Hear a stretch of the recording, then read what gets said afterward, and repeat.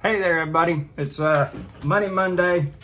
You know, I've been trying to make a commitment on doing these videos on a fairly regular basis, and failure. I think the last 2 weeks I haven't released one. So, you know what? I'm just gonna carry. No. That's what most of the time happens with people is they're just like, screw it, I'm done, I'm out, I failed, I didn't hit my goal, I'm moving on. I get it, okay. But that's not what I'm doing. I'm releasing another video.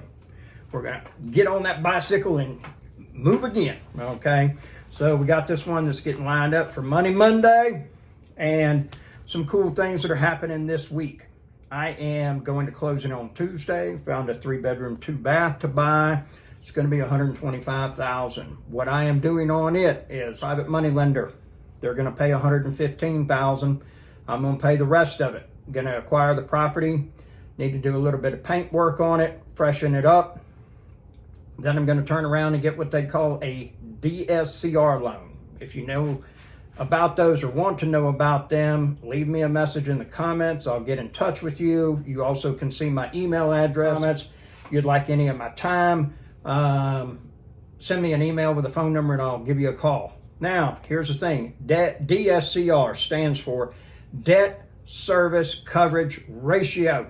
Okay, most of the time when you buy a rental property, you're going to have to buy it with 20% down. So that means that if I'm spending $125,000, at least I'm putting down $5,000 plus closing cost and anything else that's happening. So you figure you're going to walk out of closing and cutting a check for about $30K. Well, I don't want to do that. Okay, the price is right enough. It's going to cash flow with using it for rental. What I plan on doing is, once I get the paint and it getting freshened up, I'll turn around and get a what they call cash buy on it, which means that I'm going to pull all the equity out and get a loan on it. So basically I'll get a mortgage. Well, they only do that at 75 or 80% loan to value. So the property appraises for $210,000. That's what the realtor said, which is market analysis. That's what it should come in at. We'll freshen it up, do the best we can and everything. And then I'm going to turn around and basically just get all my money back out of it. We'll still have a mortgage, the payment, taxes, insurance, and everything. And I'll still have a profit afterwards each month, which is really what the cash flow is. And so that will make the payment on it. Thing about it is, it's not a great number, but it's a good deal. However, it's in a very desirable location. And I'm kind of at a point now where I want to improve the properties that I'm acquiring in the sense of not so much as in the not so desirable, but in better areas. And so that my quality of the properties is going to go up because the appreciation on those neighborhoods is better than in other neighborhoods. Okay. Now, here's the thing is the houses in the not so great places, they cash flow the best. You're going to make the most money on them. However, you'll probably end up having evictions. You're also going to have a lot more problems with the residents and them taking care of your property. And your property is not going to appreciate in value as much. So there's some trade-offs there. You get cash flow or you get appreciation. Well, I got pretty decent cash flow. I want some appreciation now. I want better quality rent per se. You know, this one's a 3-bedroom, 2-bath. The people that are looking for it are much different than people that are looking for a 2-1 or a 3-1. So there you have it. Now, what else is going on? We're about to take a tour. I'll show you what is happening in my own property, my house, doing some renovation on it. We're at the halfway point, and the gentleman, his name is Mike, that's been helping me. He is headed back to see his family, going back to where he lives, a different state. Truly has been a blessing, tremendous amount of help. The guy, oh man, I wish I had met him 30 years ago and been able to work beside him. Such a tremendous amount of information that he knows and knowledge having to do with all types of construction. Started out as a union carpenter, was building houses, then got into the union, was doing construction. In '08, things really slowed down except for building roads. And most of those are federal grants and things of that nature. And he found a company that had an opening for somebody. So he went to work for them. And lo and behold, he learned a whole lot about concrete, pouring concrete, doing roadways, interstates, bridges, things of that nature. And so he's got a tremendous amount of knowledge having to do with that. Show you some of what he helped with, give you an update as far as where we're at, and we'll go from there. Front door, this is the living room. We framed these walls out because this was all plaster. There was no sheetrock in here. So we framed the walls out. We're gonna do spray foam in here to seal it up and give it a better insulative properties, okay? We had a big metal beam in there. We ended up taking it out, put that double LVL up there, and then you can see from there on this corner all the way across and sitting on top of that block wall right there, we put an LVL. Then there's another LVL going across there, and then there's an LVL going across there. The reason for that is there was a wall right here, there's a wall right there, there was a doorway going into the kitchen, that was a doorway going into the kitchen, and so now there's going to be an island right here with the kitchen sink and the dishwasher. There'll be a 24-inch cabinet right there, granite countertop, 48-inch stove right there, big stainless hood's going to go up, then counter space all the way. And then we had, this wall was right there, but that meant the refrigerator stuck out to about right here. So wanted the refrigerator to recess, so move that wall back about 20 inches. And then this floor that you're standing on right now, for some reason, I don't know why, but at some point they did an addition all the way across the back of the house. Well, it was about an inch higher than the rest of the floor throughout the house. So we took off the 3/4 inch plywood on here, and you had a little transition right there, transition right there, and then you got this lip. And I didn't want a little going up and everything, and so we ended up having to take a demo saw and cut a whole bunch of strips about 1 inch apart all the way across this, and then take a jackhammer, come in sideways, knock it down, and then we took floor leveler, poured throughout here, brought a grinder in, hit the high spots, and now it's good enough that we can put vinyl plank flooring on it, and guess what? It's even. Same level throughout.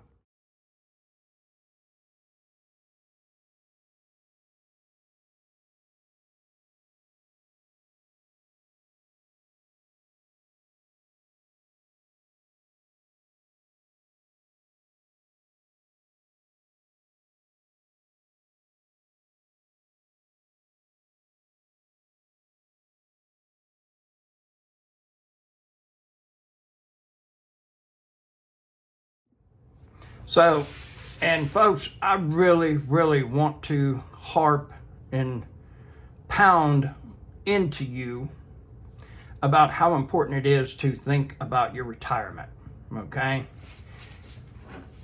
I don't think most people are going to spend more time planning their family vacation than their financial destiny, all right? And, you know, money's not going to buy happiness, but I'll tell you what it will buy you, and it's going to buy you freedom. And freedom gives you the chance to do things to figure out if it makes you happy or not.